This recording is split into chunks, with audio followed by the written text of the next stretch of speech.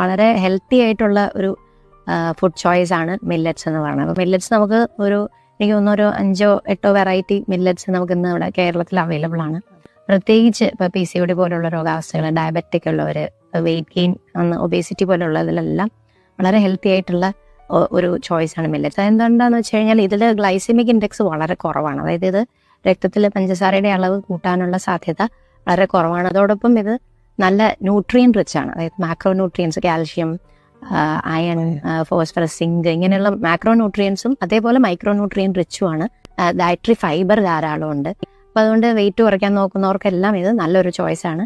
വളരെ easy to ഡൈജസ്റ്റുമാണ്, വളരെ എളുപ്പത്തിൽ ദഹിക്കാവുന്ന ഒരു ഇതുമാണ്. അത് വ്യത്യസ്തമായിട്ടുള്ള രീതിയിൽ ഇത് നമ്മുടെ ആഹാരത്തിൽ ഉൾപ്പെടുത്തുന്നത് തീർച്ചയായിട്ടും വെയിറ്റ് ലോസിനെയും ഡയബറ്റീസ് മാനേജ്മെന്റിനെയും PCOD എല്ലാം ഗുണകരമായിട്ട് സഹായിക്കുന്നുണ്ട്.